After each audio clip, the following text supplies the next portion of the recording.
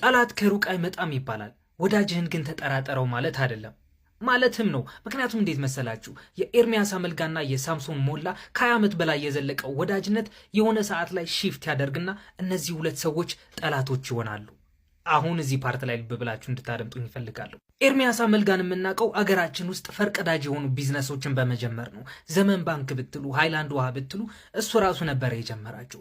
ግን ደግሞ የሆነ ሰዓት ላይ ሼዲ የሆነ ቢዝነስ በመጀመር ብዙ ሰዎችን እንዳሳዘነ ይነገራል። የዛም ቢዝነስ ስም ደግሞ አክሰስ ሪል ስቴት ይባል ነበረ። በ50 ሺህ ብር ካፒታል የተጀመረ ሆኖ ኤርሚያስ አመልጋ ደግሞ 92% የዚህ ካምፓኒ ድርሻ የያዘ ሰው ነበር። በጣም ብዙ ሰዎች የቤት ባለቤት እንሆናለን በማለት አስቀድሞ ብራቸው ከፍለው ነበር። ከነሱ ሰዎች መሃልም አዜብ ወርቁ ትገኝበታለች።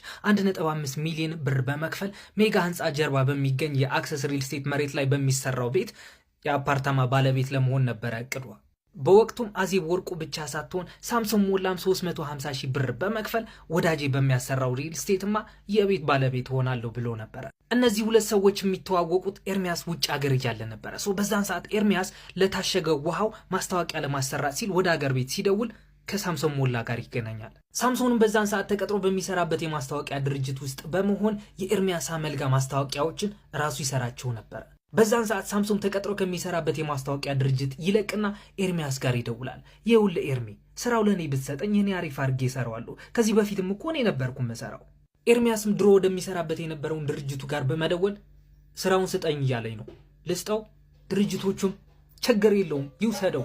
ከዛ በኋላ ነበረ ስራውን ሰጥቶት ሳምሶን በጥራት ስራውን አሰርቶ ማስረከብ የጀመረ። አንድ ሁለት እያለ በዚህ መንገድ የጀመረ ጓደኝነታቸው ሳምሶን ኤርሚያስ ጋር እየደወለ ስለ አንዳንድ ቢዝነሶችን ያማክረው ጀመረ። አንድ ድርጅት እንደዚህ አስቧል፣ ስለዚህ ብትጠነቀቅስ፣ ቀድመ እንደዚህ አይነት እርምጃ ብትወስድስ እያለ አንዳንድ ሀሳቦች ይሰጠው ነበር። ኤርሚያስ ከዛ በኋላ ወደ አገር ቤት ተመለሰ። በጣም ብዙ ድርጅቶችም ከፈተ። ከዛ በኋላ አክሰስ ሪል ስቴት የሚባለውን ድርጅት ሲከፍት ደግሞ እነዚህ ሰዎች ኢንቨስት ማድረግ ጀመሩ። ከዛ በኋላ ነበረ ሼዲ የሆነ ሞመንት የተፈጠረው። አክሰስ ሪል ስቴት እንደሚባልለት በቃሉ የማይገኝ ድርጅት እንደሆነ አንዳንድ ሰዎች ወሬዎች ማናፈስ ይጀምራሉ። እሱ ብቻም አይደለም፣ ኤርሚያስ ዲዚ ነበረ በዛን ሰዓት እና በሚናፈሱ ወሬዎች አክሰስ ሪል ስቴት ከዘመመበት ለማቃናት ድፋ ቀና እያለ ነበረ። እዛ ሀገር ሆኖ አንዳንድ ዲያስፖራዎች በቤቱ ለሪል ስቴቱ ኢንቨስት እንዲያደርጉ ሪኩዌስት እያቀረበ ነበር። ይህ የመዝመም ጉዳይ ደግሞ አክሰስ ሪል ስቴት ተበተነ ወደሚል ወሬ ሺፍት አደረገ። በዛን ሰዓት ሳምሶን ኤርሚያስ ጋር ይደውልና ብራችንስ የታደረግከው ምናምን ይለዋል። ኤርሚያስን በዛን ሰዓት ካም ዳውን ሳምሶን በዛን ሰዓት ካም ዳውን ትለኛለህ እንዴ ምናምን ብሎ አገር ውስጥ ወደሚገኘው የኤርሚያስ ስራ ባልደረባ ጋር ይደውላል። ይኸውልህ ሰውዬ 350 ሺህ ብሬን 1 ሚሊዮን ብር አድርጋችሁ ማትመልሱልኝ ከሆነ ብር ዘርፈው ከሀገር ጠፍተዋል ብዬ በጋዜጣ እለጥፋችኋለሁ ይላል። ኢትዮጵያ ውስጥ የሚገኘው የኤርሚያስ ስራ ባልደረባም ኤርሚያስ ጋር ይደውልና ይኸውልህ ኤርሚ፣ ሳምሶን እየዛተብን ነው። 350 ሺህ ብሩን 1 ሚሊዮን አድርገን የማንሰጠው ከሆነ ጋዜጣ ላይ ይለጥፈናል፣ ብር ዘርፈው ሄደዋል ብሎ ይለጥፈናል ምናምን ሲሉ ኤርሚያስ በዛ ሰዓት ሳምሶን እንደዛ አያደርግም የዋ ነው እኮ ተው ምናምን ብሎ ችላ ይለዋል። አንዳንድ ሰዎችም ብራችን መልሱ እያሉ ወደ ሪል ስቴቱ ቢሮ መምጣት ጀመሩ።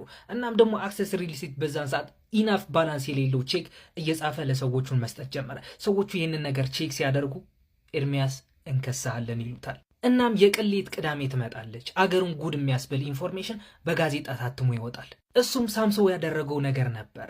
የዛተበት ጉዳይ ተግባር ላይ ያዋለው። በዛን ሰዓት ሳምሶን ሞላ ኢትዮ ቻናል የተባለች ቅዳሜ የምትወጣ የራሱ ጋዜጣ ነበረችው። እናም ኤርሚያስ አመልጋ 1.4 ቢሊዮን ብር ከህዝብ ዘርፎ ከሀገር ወጥቷል ብሎ ከነ ፎቶ ፍሮንት ፔጁ ላይ ይለጥፈዋል። በጋዜጣ ተለጠፈ ማለት ደግሞ በዛን ሰዓት በትዊተር በፌስቡክ ተለጠፈ ማለት ነው። አንዳንድ ሰዎች ኮመንት ላይ ሲጽፉና ሪፖስት ሲያደርጉ ብሩንማ በዶላር ቀይሮ በሱዳን በኩል ነው የወጣው ይላል። አንዱ ደግሞ ቀበል አድርጎ አይ በጅቡቲ በኩል ነው የወጣው ይላል። አንዱ ደግሞ ኤርሚያስን እኮ አላወቃችሁትም የግሉ መርከብ እኮ አለው። ይህ ዜና የወጣው ቅዳሜ ዕለት ነበረ። እናም የአክሲዮኑ ባለቤቶችና የቤት ባለቤት ለሚሆኑ ሰዎች ባምቢስ ወደሚገኘው የአክሰስ ሪል ስቴት ቢሮ ያቀናሉ። በዛም ሰዓት አንዳንዱ ሰው ለድብድብ ይሄደ ነበረ፣ ለማልቀስም ይሄደ ነበረ።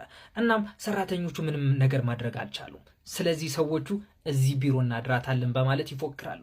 ፖሊስ መጥቶ እስኪያረጋጋቸውና ወደ ቤታቸው እስኪሰዳቸው ድረስ። እነዛ ቤት ለመግዛት ብራቸውን የከፈሉ ሰዎች ደግሞ ቀጥላ በመጣቸው እሁድ በእስጢፋኖስ ቤተክርስቲያን ቅጽር ግቢ በመገናኘት ይመክራሉ። በዛን ሰዓት አክሰስ ሪል ስቴት 19 ሳይቶች ነበሩት። ለ19 ሳይቶች ደግሞ 19 ኮሚቴዎች በዛን ዕለት ተቋቋመ።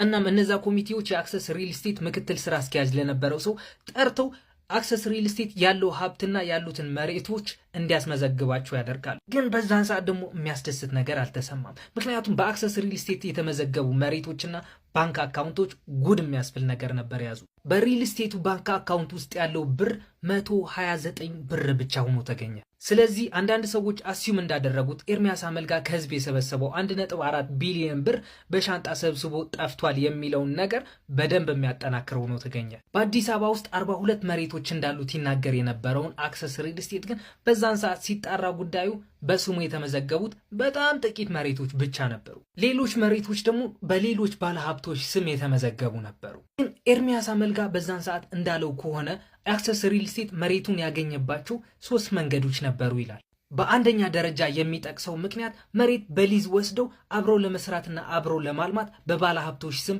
የተመዘገበ ነበረ ካርታው። በሁለተኛ ደረጃ የሚጠቅሰው ምክንያት ደግሞ ከተለያዩ ድርጅቶች አክሲዮን በመግዛት በድርጅቱ ስር ያሉ መሬቶች ባለቤት የማድረግ የተካሄደ አካሄድ ነው ይላል። ሰው በጣም ሞር እንዲደነፋ ያደረገው ነገር መሬቶቹ በሱ ስም ስላልተመዘገቡ ነበር። ኤርሚያስ ግን መሬቶቹ በአክሰስ ሪል ስቴት አልተመዘገቡም ማለት መሬቶቹ የሉም ማለት አይደለም ብሎ ነገሩን ለማስተባበል ይሞክራል። እዛ ውጭ ሀገር ሆኖ የሰበሰባቸው ዲያስፖራዎች ጉዳዩን ለማስረዳት በጣም ከብዶት ነበረ። እናም ከተወሰነ ጊዜ በኋላ አመኑት፣ ተቀበሉት። ግን ደግሞ ጉዳዩን ሼዲ የመሆን ሂደቱ እንደዚህ ነበረ፣ ሽቅብ ነበር እየሄደ የነበረው። አገር ውስጥ ያሉት ሰዎች ግን ብራችን ካላመጣ ብለው ያፋጥጡታል። ከዛ በኋላ ነበረ የድሮ የአክሰስ ሪል ስቴት ቦርድ አባላት የነበሩ ሰዎችን በማጠቃለል ጥምር ኮሚቴ የተመሰረተው። ይህ የሚያግዘውም ሪል ስቴቱ ተበትኖ እንዳይቀርና ንብረቶችም በጥበቃ ስር እንዲሆኑ ነው። ስለዚህ የድርጅቱ ቢሮ እንዳይዘጋና ለሰራተኛ ደሞዝ ሲባል የአክሲዮን ባለቤቶችና ቤት ገዢዎች ነፍስ ወከፋቸው 5 ሺህ ብር ደግሞ ያዋጣሉ። ግን ይህ ኮሚቴ በሚያሳዝነው ሁኔታ በቢዝነስ ኢንቨስትመንት ጥልቅ የሆነ እውቀት ስላልነበረው ኤርሚያስን ከጨዋታ ውጭ ያደርገዋል። እናም በዛ ጉዳይ አሜሪካ ሀገር ለብዙ ዓመታት ስለቆየ ወደዚህ መጥቶ ሲመለስ ቪዛው እዛ ሀገር ውስጥ በጣም ለብዙ ዓመታት እንደቆየ ሲመለከቱት ለምንድን ነው እያሉ በጣም በብዙ ጥያቄዎች ያፋጥጡት ነበረ የአሜሪካ ኤምባሲዎች። እናም በጣም ብዙ ጊዜ ይመላለስ ስለነበረ ይህ በጥያቄ የማፋጠጥ ሁኔታ ደግሞ ስለበዛበት ቪዛው ማለት ደግሞ ግሪን ካርዱን ለመመለስ ተገደደ። ግሪን ካርዱን የአሜሪካ ዜጋ ሆኖ ግሪን ካርዱ የመንቀሳቀሻ ካርዱን መለሰላቸው። ከፈለገ ለምን በቱሪስት ቪዛ ሊሄድ ምናምን በማለት ነበር እንደዛ ያደረገው። ይቺ ግሪን ካርድ ለመመለስ ግን እዛ ኤምባሲ ቁጭ ብሎ ለብዙ ሰዓታት ነበር የጠበቀው። ምክንያቱም ከዛ በፊት ግሪን ካርድ ለመመለስ ሰው መጥቶ አያውቅም። እናም ያቺ ፎርም ለማግኘት በጣም ተቸግረው ነበረ። ብቻ ግን ምን መሰላችሁ፣ እስኪ እናንተ የምታውቁት ስለ አክሰስ ሪል ስቴት ቤት ገዢ ልትሆኑ ትችላላችሁ፣ የአክሲዮኑ ማህበር የነበራችሁም ሰዎች ልትሆኑ ትችላላችሁ። የምታውቁት ነገር እስኪ ኢንቦክስ አድርጉልኝ ወይ ኮመንት ሴክሽን ላይ አስቀምጡልኝ። ምክንያቱም ሞር ፓርትቱ ብለንም ልንሰራበት የሚገባን አርዕስት ነው ይሄ።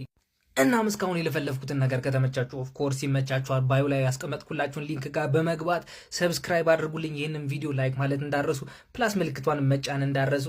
ይሜ